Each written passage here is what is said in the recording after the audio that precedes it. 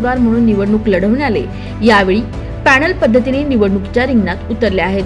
Panel पद्धतीच्या निवडणुकीत चारही उमेदवार एकाच विचारधारणेचे असणे आवश्यक असल्याने प्रभाग क्रमांक 6 अ मधून रंजना सोनवणे, ब मधून वर्षा डोळे, क मधून गंगा पाटील आणि ड मधून सुधाकर सोनवणे यांनी एकत्रित येत पॅनल तयार केला आहे। सुधाकर सोनवणे यांनी आज आपल्या संपूर्ण पॅनलसह अधिकृतरित्या उमेदवारी अर्ज दाखल केलाय। अर्ज दाखल करण्यापूर्वी त्यांनी संपूर्ण प्रभागाचा दौरा करत प्रभागातील सर्व देवी देवतांचे दर्शन घेतले। त्यानंतर रबाले येथे हजारो समर्थकांच्या उपस्थितीत जोरदार शक्ती प्रदर्शन करत उमेदवारी अर्ज दाखल करण्यात आला। याचबरोबर घनसोली येथेही मोठ्या प्रमाणात शक्ती प्रदर्शन करत हजारो नागरिकांच्या उपस्थितीत उमेदवारी अर्ज सादर करण्यात आला। उमेदवारी अर्ज भरताना नवी मुंबईतील सत्ताधारी पक्षासोबत जाण्यासाठी आमचे दरवाजे खुले ठेवले असून उद्या संध्याकाळपर्यंत आम्ही आमची निशाणी आपल्यापर्यंत पोहोचवू।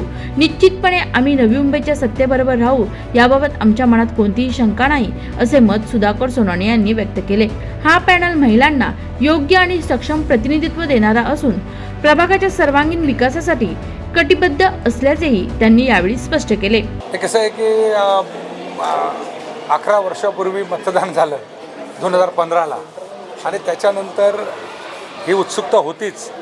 खरं तर सिंगल प्रभागच्या नंतर या ठिकाणी पॅनलने निवडणूक होते आणि पॅनलची निवडणूक होत असताना 4 उमेदवार असणं गरजेचं आहे, ते एका विचाराचे असणं गरजेचं आहे।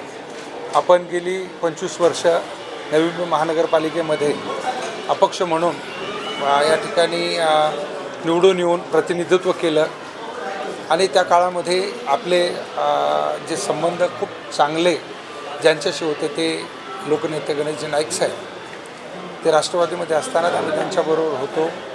त्याच्यानंतरच्या काळामध्ये देखील जरी सत्तेवर नसलो तरी त्यांच्याबरोबर होतो आणि आज आम्ही या ठिकाणी एक जो पॅनल आहे 6 नंबरचा, त्याच्यामध्ये अ मध्ये रंजना सोनवणे, ब मध्ये वर्षा डोळे आणि क मध्ये गंगा पाटील, तर ह्या उमेदवारांनी माझ्यासोबत या ठिकाणी अर्ज भरलेला आहे। आम्ही उमेदवारी अर्ज भरताना नवी मुंबईमधील सत्ताधारी पक्षाच्या बरोबर जाण्यासाठी ते एक ऑप्शन त्या ठिकाणी खुलं ठेवलेलं आहे। उद्या संध्याकाळपर्यंत आमची निशाणी जी आहे ती आपल्यापर्यंत त्या ठिकाणी पोहोचणार आहे आणि निश्चितपणे नवी मुंबईच्या सत्तेबरोबर आम्ही राहू, याच्याबद्दल आमच्या मनामध्ये तीळमात्र शंका नाही।